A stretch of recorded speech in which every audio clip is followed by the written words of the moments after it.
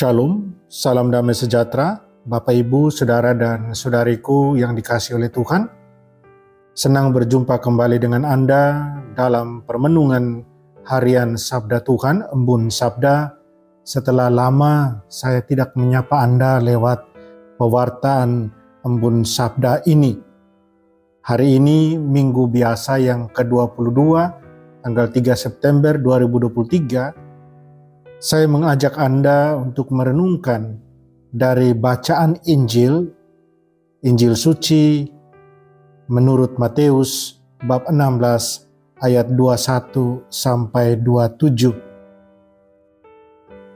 Setiap orang yang mau mengikut aku, ia harus menyangkal dirinya. Sekali peristiwa, Yesus menyatakan kepada murid-muridnya bahwa ia harus pergi ke Yerusalem dan menanggung banyak penderitaan dari pihak tua-tua, imam-imam kepala, dan ahli-ahli Taurat, lalu dibunuh dan dibangkitkan pada hari ketiga. Tetapi Petrus menarik Yesus ke samping dan menegur dia, katanya, "Tuhan, kiranya Allah menjauhkan hal itu. Hal itu sekali-kali takkan menimpa engkau." Maka Yesus berpaling dan berkata kepada Petrus, "Enyalah iblis, engkau suatu batu sandungan bagiku, sebab engkau memikirkan bukan yang dipikirkan Allah, melainkan yang dipikirkan manusia." Lalu Yesus berkata kepada murid-muridnya, "Setiap orang yang mau mengikuti aku harus menyangkal diri, memikul salibnya, dan mengikuti aku. Karena barang siapa mau menyelamatkan nyawanya, ia akan kehilangan nyawanya. Tetapi barang siapa kehilangan nyawanya karena aku, ia akan memperolehnya. Apa gunanya bagi seseorang jika ia memperoleh seluruh dunia, tapi kehilangan nyawanya? Apakah yang dapat diberikannya sebagai ganti nyawanya? Sebab Anak Manusia akan datang dalam kemuliaan Bapanya, diiringi malaikat-malaikatnya. Pada waktu itu, ia akan membalas setiap orang setimpal dengan perbuatannya." Demikianlah sabda Tuhan. Terpujilah Kristus. Saudara dan saudariku yang dikasihi oleh Tuhan, ayat embun sabda hari ini dari ayat yang ke-24. Setiap orang yang mau mengikuti aku harus menyangkal diri, memikul salibnya, dan mengikuti aku. Di awal bulan Kitab Suci Nasional 2023, semoga menjadi awal kebangkitan juga buat saya pribadi dalam pewartaan Sabda Tuhan lewat media ini. Hari ini Minggu biasa yang ke-22. Seperti saya katakan, saya ajak kita merenungkan ayat embun sabda itu dari ayat ke-24. Ayat ke-24 ini lahir berawal dari teguran Petrus ketika dia menarik Yesus ke samping dan dia menegur Yesus karena pernyataan atau pemberitaan Yesus soal penderitaan, soal pembunuhan, dan soal kebangkitan di hari yang ketiga yang akan dialami, yang akan dilaluinya. Yang tidak disetujui Petrus dan juga pastinya para murid yang lain adalah soal penderitaan, pembunuhan yang akan dialami oleh Yesus. Mengenai kebangkitannya, pastinya mereka tidak mengerti apa-apa pada saat itu soal kebangkitan. Bahkan juga mereka belum paham soal apa yang Yesus katakan soal penderitaan dan dia akan mati di kayu salib, pembunuhan. Saudara dan saudariku yang terkasih dalam Kristus, setelah ditegur oleh Petrus, Yesus balik menegur Petrus dengan lebih keras dan bahkan menyamakan Petrus dengan setan. Petrus adalah batu sandungan untuk rencana ilahi. Itulah perbuatan setan. Perbuatan setan adalah menggoda, dorang adalah penggoda yang selalu mengarahkan untuk keluar dari jalan Allah. Buat Yesus, apa yang dipikirkan Petrus adalah pikiran manusia, seperti dia katakan dalam Injil, dan bukan pikiran Allah. Yesus mau ajak Petrus dan kawan-kawan untuk merubah sudut pandang mereka dengan mengambil cara berpikir Allah, sudut pandang Allah, dan bukan manusia. Atau dengan kata lain, Yesus mau bilang kepada Petrus dan kawan-kawan bahwa mereka harus lebih taat pada Allah dan rencananya dan kehendaknya. Saudara dan saudariku, Yesus yang very smart, luar biasa pintar Yesus ini dalam mengajar dan terlebih dalam mendidik para muridnya. Yesus tidak berhenti di situ saja dengan menegur Petrus sebagai setan, sebagai penggoda.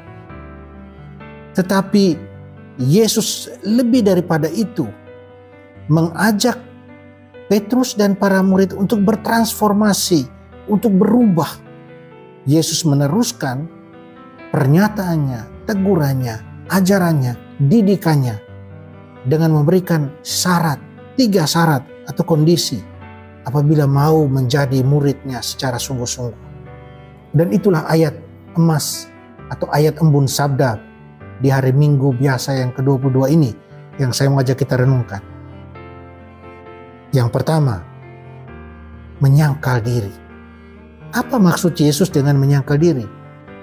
Menyangkal diri artinya seorang yang mau ikut Yesus, dia harus keluar dari situasi comfort zone-nya, dari situasi nyamannya. Dan dia harus sampai pada level mengabaikan kepentingan-kepentingan pribadi, serta memfokuskan diri, tubuh, jiwa, dan roh untuk memprioritaskan Tuhan dalam hidup. Seorang yang siap menyangkal diri adalah seorang yang siap mengatakan seperti Bunda Maria, terjadilah padaku menurut kehendak-Mu. Pertanyaan buat kita, pertanyaan refleksi. Siapkah kita untuk menyangkal diri? Untuk mengatakan seperti Bunda Maria, terjadilah padaku menurut kehendak-Mu. Yang kedua, syarat yang kedua, memikul salib. Setelah menyangkal diri, Yesus minta juga kesanggupan untuk pikul salib. Apa artinya? Artinya kita siap untuk menghadapi, semua murid Yesus siap untuk menghadapi kesulitan-kesulitan, cobaan-cobaan, penderitaan dalam hidup sebagai murid Yesus, sebagai pengikut Yesus. Jangan sampai kita berkuar-kuar sebagai murid Yesus, tetapi ketika menghadapi salib, kita kemudian mengeluh dan bahkan kita lari dari salib-salib hidup kita itu. Orang yang mampu menyangkal diri secara total adalah orang yang mampu juga menyerahkan total hidup mereka pada Tuhan. Lagi-lagi, seperti yang dicontohkan Bunda Maria ketika dia menyerahkan diri secara total pada Tuhan. Orang-orang yang demikian mampu untuk pikul salib. Pertanyaan lagi buat kita, pertanyaan refleksi. Sanggupkah kita pikul salib kehidupan kita? Atau jangan sampai kita lebih banyak mengeluh daripada setia dan berkomitmen dalam memikul salib? Ataukah kita lebih banyak mengeluh daripada bersyukur atas segala karunia rahmat yang sudah Tuhan beri? Kita selalu melihat cobaan, penderitaan yang kita alami selalu dari sisi negatif, tidak pernah dari sisi positif. Kita mengeluh dan mengeluh. Kita tidak pernah mau melihat bahwa Tuhan menyediakan sesuatu yang luar biasa buat kita kalau kita bertahan dan teguh dalam mengikuti Dia, dalam memikul salib kehidupan kita. Yang ketiga, syarat yang ketiga, mengikuti Yesus. Setelah 2 syarat, yang pertama dan kedua, Yesus menutupnya dengan konklusi bahwa pengikut Yesus, murid Yesus harus mengikuti Yesus. Jelas, bukan? Artinya, secara sederhana kita harus menjadi seperti Yesus. Harus menghadirkan Yesus dalam hidup kita setiap hari. Tutur kata kita, sikap, perbuatan kita harus terus-menerus diperjuangkan supaya bisa seperti Yesus. Berat sekali kan? memang berat. Jadi pengikut Yesus tidak pernah mudah, tidak pernah gampang. Apalagi kita manusia berdosa. Tapi bukan berarti tidak mungkin. Karena menjadi dan menghidupi hidup Yesus bukanlah perkara sehari semalam, tetapi perkara perjuangan sepanjang hidup. Dan Yesus ajak kita untuk terus berjuang untuk hal ini. Berjuang dengan penuh keyakinan iman, berjuang dengan penuh pengharapan, berjuang dengan penuh iman cinta kita akan Tuhan kita Yesus Kristus. Teguh. Saudara dan saudariku terkasih dalam Kristus, mari kita terus berjuang. Berjuang untuk menyangkal diri, berjuang untuk memikul salib, dan jangan lupa ikuti Yesus sesudah itu. Jadi seperti dirinya. Dengan bantuan dan rahmat Tuhan, kita dimampukan. Tuhan Yesus memberkati kita. Amin. Mari kita berdoa. Allah Bapa dalam surga, terima kasih atas sabda-Mu pada hari Minggu ini.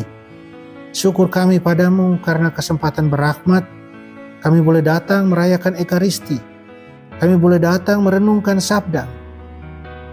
Syukur karena kami terus Engkau ingatkan.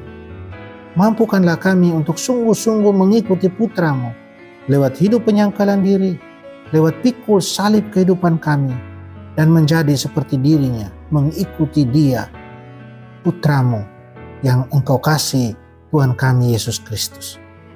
Kami mohon semuanya ini, doa-doa kami ini, segala harapan intensi kami, dengan perantaran Tuhan kami, Yesus Kristus. Amin. Saudara dan saudariku yang terkasih, berkat Tuhan menyelimuti dan melimpahi kita semua, keluarga kita masing-masing, segala usaha dan karya kita, Bapa dan Putra dan Roh Kudus. Amin. Salam buat Anda semuanya dari Sofer di Surabaya. Selamat hari Minggu dan selamat menjalani hari ini dengan penuh sukacita dan penuh senyuman. Amin.